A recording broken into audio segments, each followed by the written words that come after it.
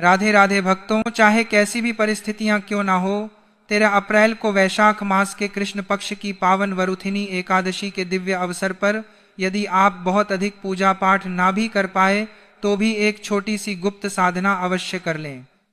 इस दिन एक ऐसी पवित्र वस्तु का सेवन चुपचाप और पूर्ण श्रद्धा के साथ कर लेना है जिसके प्रभाव से जीवन में चल रही बाधाएं धीरे धीरे समाप्त होने लगती हैं, रुका हुआ धन वापस आने के मार्ग बनने लगते हैं और भाग्य के बंद पड़े द्वार खुलने लगते हैं।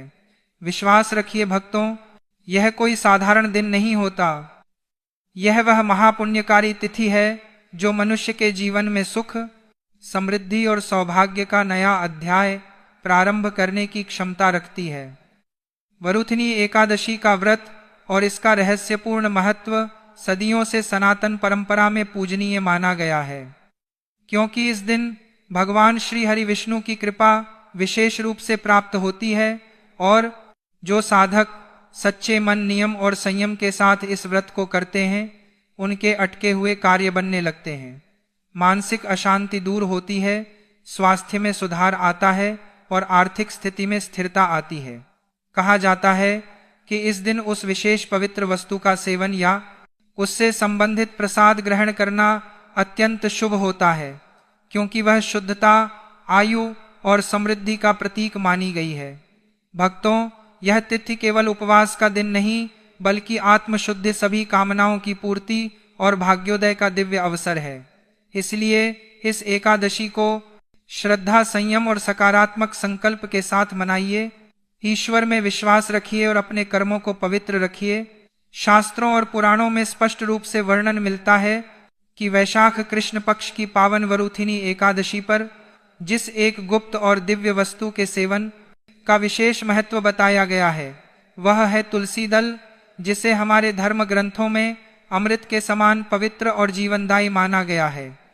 भक्तों, इस पावन दिन श्रद्धा और नियम के साथ तुलसी दल का सेवन करने से धन की कमी, कर्ज का बोझ और व्यापार से जुड़ी बाधाएं धीरे धीरे समाप्त होने लगती हैं और जीवन में स्थिरता और समृद्धि का मार्ग खुलने लगता है।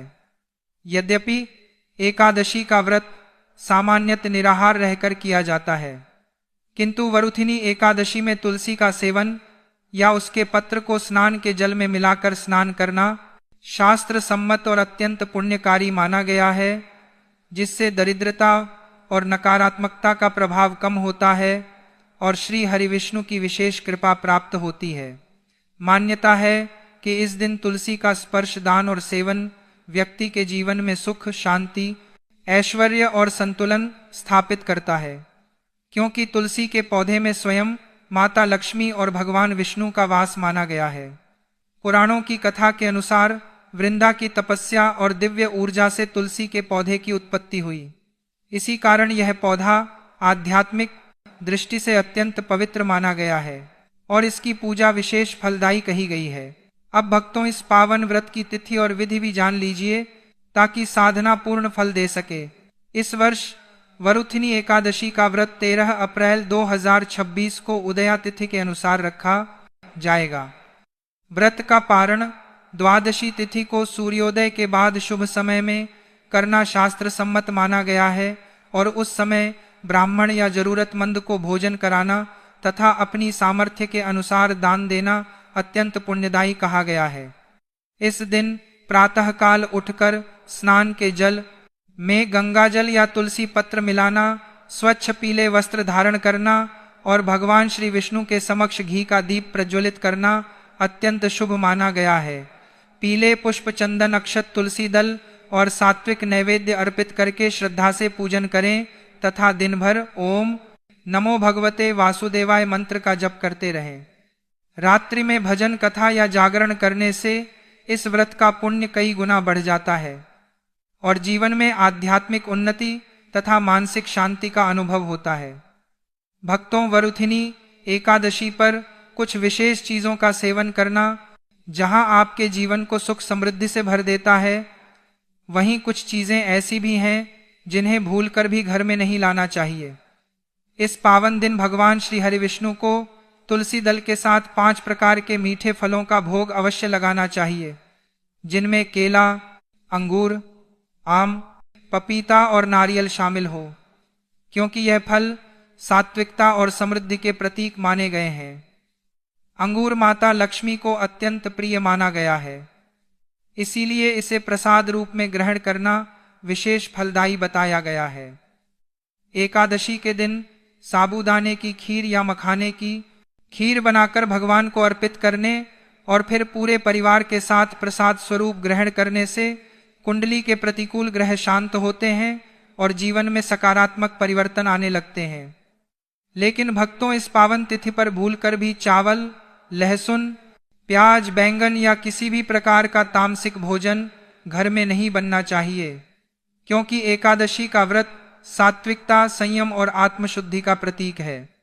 जिस घर में इस दिन लहसुन, प्याज या मांस, मदिरा का सेवन होता है, वहां से माता लक्ष्मी की कृपा दूर हो जाती है और नकारात्मकता का प्रभाव बढ़ने लगता है।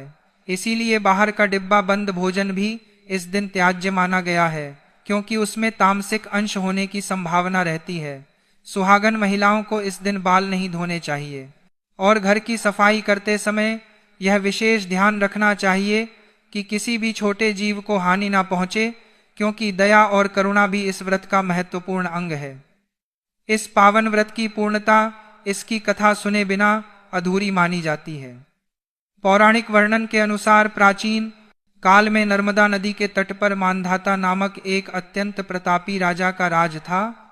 एक बार जब वे वन में घोर तपस्या कर रहे थे, तब एक भयंकर भालू ने उन पर हमला कर दिया और उनका पैर चबाने लगा। राजा ने क्षमा भाव नहीं त्यागा और भगवान विष्णु से रक्षा की पुकार की। भगवान श्री हरि ने प्रकट होकर भालू का वध किया और राजा को वैशाख कृष्ण पक्ष की वरुथिनी एकादशी का व्रत करने का निर्देश दिया।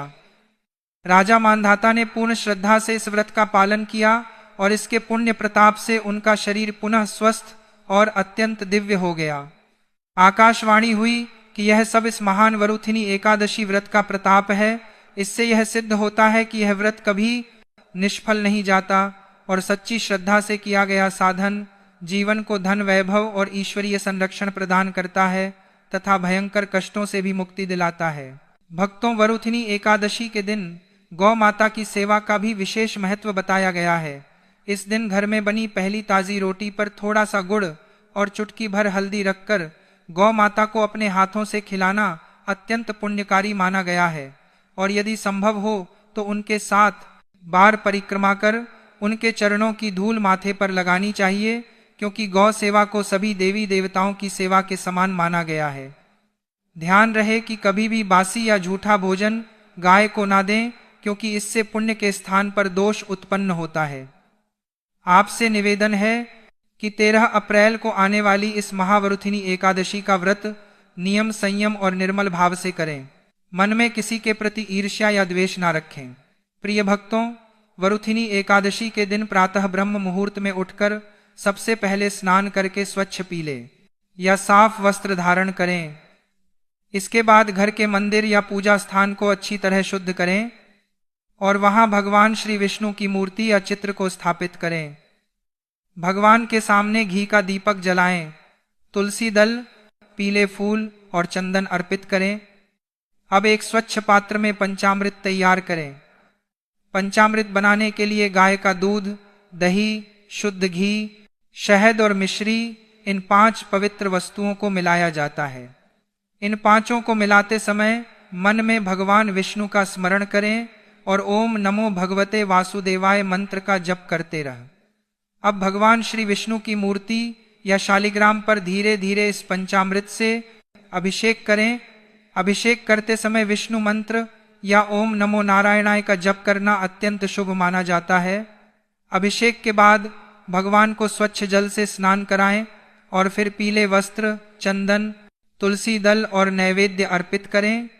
इसके बाद आरती करें और भगवान से अपने अपराधों की क्षमा तथा परिवार की सुख समृद्धि की प्रार्थना करें। अभिषेक के बाद जो पंचामृत भगवान के चरणों से होकर बहता है, वही पवित्र चरणामृत बन जाता है। इस चरणामृत को श्रद्धा और भक्ति से थोड़ा सा अपने हाथ में लेकर माथे पर लगाएं और फिर ग्रहण करें। शास्त्रों में कहा गया है कि भगवान विष्णु का चरणामृत अमृत के समान पवित्र होता है। इसे ग्रहण करने से शरीर और मन दोनों शुद्ध होते हैं, नकारात्मक ऊर्जा दूर होती है और व्यक्ति के जीवन में आने वाली अनेक बाधाएं समाप्त होने लगती हैं। धार्मिक मान्यता है कि वरुथिनी एकादशी के दिन भगवान विष्णु के पंचामृत अभिषेक का चरणामृत ग्रहण करने से मनुष्य को अकाल मृत्यु का भय नहीं सताता। भगवान के चरणामृत को अमृत तुल्य माना गया है, इसलिए जो व्यक्ति श्रद्धा से इसे ग्रहण करता है उसके जीवन में आयु, आरोग्य और सौभाग्य की वृद्धि होती है। ऐसा भी कहा गया है कि भगवान के चरणामृत के प्रभाव से व्यक्ति के पाप धीरे धीरे नष्ट होते हैं, रोगों से रक्षा होती है और जीवन में दिव्य संरक्षण प्राप्त होता है। इसलिए इस दिन श्रद्धा और भक्ति से भगवान विष्णु का पंचामृत अभिषेक करके चरणामृत अवश्य ग्रहण करना चाहिए, क्योंकि यह केवल एक धार्मिक क्रिया नहीं बल्कि आत्मा की शुद्धि और ईश्वर की कृपा प्राप्त करने का अत्यंत पवित्र साधन माना गया है। भक्तों, शिव शक्ति टीवी के माध्यम से चलिए जानते हैं, वरुथिनी एकादशी के दिन माता लक्ष्मी को नारंगी संतरा अर्पित करना भी अत्यंत शुभ माना जाता है। नारंगी का रंग सौभाग्य, समृद्धि और शुभता का प्रतीक माना गया है, इसलिए यह फल माता लक्ष्मी को विशेष प्रिय माना जाता है। इस दिन भगवान श्री विष्णु और माता लक्ष्मी की पूजा में नारंगी फल अर्पित करके ओम श्री महालक्ष्मी नमः मंत्र का स्मरण करना चाहिए। पूजा के बाद उस नारंगी को प्रसाद के रूप में स्वयं और परिवार के लोगों को ग्रहण करना चाहिए। धार्मिक मान्यता है कि वरुथिनी एकादशी पर माता लक्ष्मी को नारंगी अर्पित करके उसका प्रसाद ग्रहण करने से घर में धन धान्य की वृद्धि होती है, दरिद्रता दूर होती है और लक्ष्मी जी की कृपा से जीवन में सुख समृद्धि बनी रहती है। यदि यह जानकारी आपको उपयोगी लगे तो भक्ति भाव बनाए रखें और प्रभु का नाम जपते हुए अपने जीवन को सात्विकता और सकारात्मकता से भर दें। मन, वचन या कर्म से भी यदि बुरे कार्यों में लिप्त हो गए तो समझ लीजिए कि जीवन की दिशा भटक सकती है। ऐसे लोगों के जीवन में बिना कारण शत्रु बढ़ते हैं, कोर्ट कचहरी के चक्कर लगते हैं, रोग घर बना लेते हैं और मानसिक अशांति पीछा नहीं छोड़ती। कई बार व्यक्ति समझ ही नहीं पाता कि सब ठीक होने के बाद भी जीवन क्यों उलझता जा रहा है। कारण अक्सर यही होता है, एकादशी जैसे पवित्र व्रत का अपमान। इसलिए आज ही सतर्क हो जाइए। यह केवल जानकारी नहीं बल्कि समय रहते मिली चेतावनी है, क्योंकि जब बाद में पछतावा होता है तब उपाय भी साथ नहीं देते। शास्त्रीय मान्यताओं के अनुसार यह कोई सामान्य व्रत तिथि नहीं बल्कि सभी कामनाओं को पूर्ण करने और संकटों से मुक्ति दिलाने वाली अत्यंत प्रभावशाली एकादशी मानी गई है। कहा जाता है कि इस दिन की गई साधना पूरे वर्ष की दिशा तय करने की क्षमता रखती है, लेकिन यहीं पर एक बहुत बड़ी सावधानी भी छिपी हुई है, क्योंकि इसी दिन की गई कुछ अनजानी भूलें मनुष्य के पुण्य प्रयासों को निष्फल कर देती हैं। विशेष रूप से एक ऐसी गलती बताई गई है जिसके हो जाने पर बड़े बड़े अनुष्ठान और उपाय भी प्रभाव नहीं दिखाते। इसीलिए अगर आप जीवन में बार बार हार से जूझ रहे हैं और सच्ची शांति की कामना रखते हैं तो इस विषय को हल्के में लेने की भूल ना करें और हर शब्द को मन में बैठाकर समझें।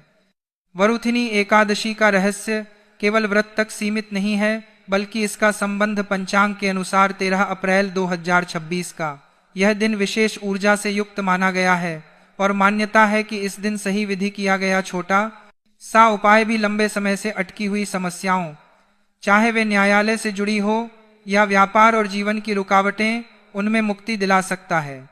लेकिन परिणाम तभी मिलता है जब व्यक्ति उन सामान्य लेकिन घातक भूलों से स्वयं को बचाए जो आज के कलयुग में लोग अक्सर अज्ञानवश कर बैठते हैं और फिर यह सोचकर दुखी होते हैं कि उनकी पूजा सफल क्यों नहीं हो रही। भक्तों, जरा समझिए, क्योंकि वरुथिनी एकादशी केवल एक तिथि नहीं है बल्कि वह आध्यात्मिक अवसर है जो मनुष्य के जीवन में रुकी हुई किस्मत को गति देने की शक्ति रखता है। इस वर्ष आने वाली वरुथिनी एकादशी अपने साथ अत्यंत दुर्लभ और श्रेष्ठ योग लेकर आ रही है, जिनका प्रभाव सीधे मनुष्य के धन, धर्म और भाग्य पर पड़ता है। सीधे शास्त्रों में वर्णन मिलता है कि सभी एकादशियों में वरुथिनी एकादशी का स्थान विशेष माना गया है। क्योंकि यह तिथि सांसारिक कामनाओं को पूरा करने वाली, कठिन परिस्थितियों से बाहर निकालने वाली और जीवन में स्थायित्व देने वाली कही गई है। स्कंद पुराण के अनुसार जो साधक इस दिन श्रद्धा और नियम से भगवान श्री हरिविष्णु और माता लक्ष्मी की आराधना करता है, उसे केवल सांसारिक सुख ही नहीं बल्कि अंततः मोक्ष का मार्ग भी प्राप्त होता है। इसलिए भक्तों, इस पावन दिन को साधारण समझने की भूल नहीं करनी चाहिए। भक्तों, इस वर्ष की वरुथिनी एकादशी इसलिए भी विशेष है क्योंकि इस दिन कई शुभ और मांगलिक योग एक साथ बन रहे हैं, जिनमें सर्वार्थ सिद्धि योग जैसे प्रभावशाली योगों का समावेश माना गया है। ऐसे योग जीवन में बार बार नहीं आते और जब आते हैं तो व्यक्ति के पूरे वर्ष की दशा और दिशा दोनों को बदलने की क्षमता रखते हैं। शास्त्रों में स्पष्ट संकेत मिलता है कि इस दिन किया गया छोटा सा नियम पालन और संयम भविष्य में बड़े बड़े संकटों से रक्षा करता है। लेकिन जितना यह दिन फलदायक है उतना ही यह सावधानी की मांग भी करता है, क्योंकि इस दिन की गई कुछ अनजानी भूलें पुण्य को नष्ट कर सकती हैं और माता लक्ष्मी तथा भगवान श्री हरि की कृपा से वंचित कर सकती हैं। भक्तों, यह समझना अत्यंत आवश्यक है कि वरुथिनी एकादशी का संबंध केवल व्रत और पूजा से नहीं बल्कि मन, वाणी और कर्म की शुद्धता से भी जुड़ा हुआ है। शास्त्रों में कहा गया है कि इस दिन यदि स्त्री या पुरुष अज्ञानवश कुछ वर्जित कर्म कर बैठते हैं तो उसका प्रभाव लंबे समय तक जीवन पर पड़ता है और व्यक्ति निराशा, दरिद्रता और अशांति के चक्र में फंस सकता है। इसीलिए इस दिन क्या करना है और क्या नहीं करना है, इसका ज्ञान होना बहुत जरूरी है। भक्तों, विशेष रूप से महिलाओं के लिए इस दिन कुछ नियमों का पालन अत्यंत आवश्यक बताया गया है।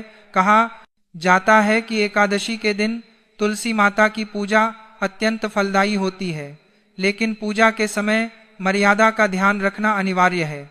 बालों को खुला रखकर पूजा करना शुभ नहीं माना गया है, क्योंकि इससे पूजा का पूर्ण फल प्राप्त नहीं होता।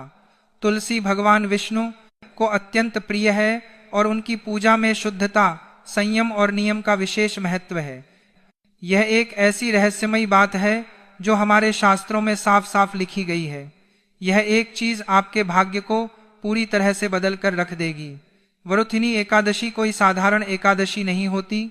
यह वह दिन माना जाता है जब इंसान के पापों का नाश सबसे जल्दी होता है। पुराने लोग कहते थे कि इस दिन शरीर कम और आत्मा ज्यादा जागृत रहनी चाहिए, क्योंकि इस दिन ब्रह्मांड इंसान की बाहरी क्रिया नहीं, उसके मन की शुद्धता को देखता है। आज के समय में सबसे बड़ी समस्या यह हो गई है कि लोग मेहनत तो बहुत करते हैं लेकिन पैसा टिकता नहीं। एक कर्ज उतरता है तो दूसरा चढ़ जाता है, घर में बिना कारण तनाव रहता है, काम बनते बनते अटक जाते हैं। कई बार ऐसा लगता है कि जैसे किस्मत साथ ही नहीं दे रही। शास्त्रों और पुराने अनुभवों में बताया गया है कि ऐसी स्थिति तब बनती है जब पुराने कर्मों, संचित पापों या पितरों से जुड़ी कोई कमी रह जाती है, जो बार बार जीवन में रुकावट बनकर सामने आती है। इसीलिए हमारे सनातन धर्म में एकादशी का बहुत महत्व बताया गया है। यह वरुथिनी एकादशी उन्हीं विशेष तिथियों में से एक है जिस पर कि यह दान, सेवा और संयम जीवन की दिशा बदल देता है। यह दिन केवल स्नान या उपवास का नहीं है, बल्कि अपने जीवन की अव्यवस्था और संचित दोषों को भस्म करने का महा अवसर है। अब बात आती है गौ माता और माता तुलसी की। गौ माता को 33 कोटि देवी देवताओं का वास कहा गया है और श्री लक्ष्मी नारायण जी की पूजा तुलसी दल के बिना पूर्ण नहीं होती। पुराने लोग कहते थे कि गाय के संपर्क में आने से मन अपने आप शांत होने लगता है। एकादशी जैसे दिन पर गौ सेवा को विशेष फलदायी माना गया है। वरुथिनी एकादशी का महत्व इस विशेष दिन इसलिए भी ज्यादा है क्योंकि इस दिन दिखावे से किया गया काम बेकार हो जाता है। अगर आपने दान किया, सेवा की और लोगों को दिखाने लगे तो उसका असर कम हो जाता है। पुराने समय में लोग इस दिन जो भी करते थे चुपचाप करते थे। इस दिन किसी से झगड़ा ना करें, गुस्सा ना करें और किसी भी जीव को कष्ट ना दें। भक्तों, वरुथिनी एकादशी के दिन गौ माता को खिलाने के लिए कई विशेष चीजें शास्त्रों में विस्तार से बताई गई हैं। यदि आप कर्ज से बहुत अधिक परेशान हैं तो इस दिन 1.25 किलो हरा चारा गौ माता को खिलाना अमृत के समान फल देता है। यदि विवाह में अड़चने आ रही हैं या धन का आगमन रुक गया है तो चने की दाल को रात भर भिगोकर उसमें थोड़ा सा शुद्ध गुड़ मिलाकर गौ माता को खिलाएं। स्वास्थ्य संबंधी परेशानियों और असाध्य रोगों को दूर करने के लिए घर की ताजी बनी हुई पहली सादी रोटी पर थोड़ा सा शुद्ध देसी घी और गुड़ रखकर पूरे भाव से खिलाएं।